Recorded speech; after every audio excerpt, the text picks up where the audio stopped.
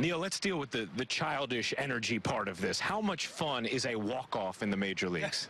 Yeah, I don't know if there's anything more enjoyable than a walk-off victory, but you know how you get there is sometimes stressful. But at the end of the day, it's a win, and you're at home, and usually you have an energetic crowd like we did yesterday, and everybody goes home happy.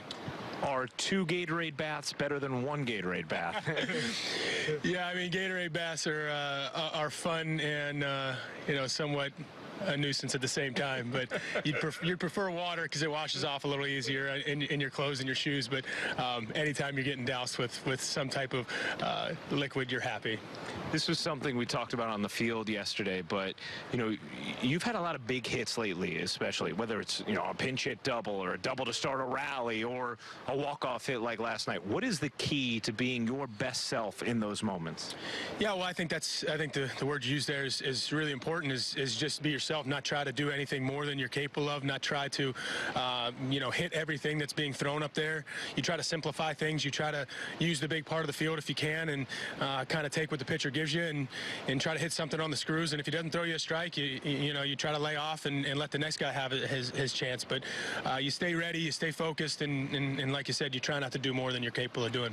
So many of your teammates as well as your manager were lauding your approach, your presence, and what you bring to this team yesterday. And a word they kept using was professional. Look, he is a professional hitter. When you hear that word associated with you, what does it mean to you, and what do you think it means to be a professional hitter?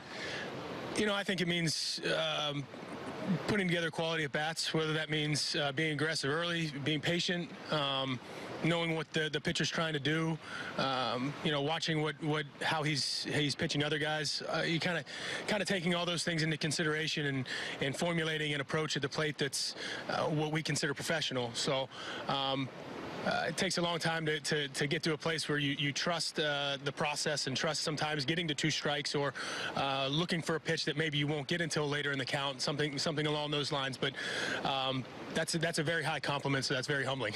You got off to a tough start offensively, and now things have really started to come around. You obviously have a track record, but what kind of kept you level and confident as you were going through those struggles so you could get back to this place of prominence? Yeah, it's, you know, it's more of a mindset, and you know, as baseball players, sometimes you get caught up on what the numbers look like or this and that. But you know, when you feel good, you know when your swing is feeling good, and when your timing is on and your rhythm is on, and that just didn't happen for me for a good month. And you know, that's something I'm not happy about. But like I said, you can't really force that. It comes with time. And fortunately, these last couple weeks, I've kind of got to a comfortable place in the box, and I found some barrels. And so even though, you know, sometimes the numbers still don't look great when you're lining out or you're hitting balls in the barrel and you're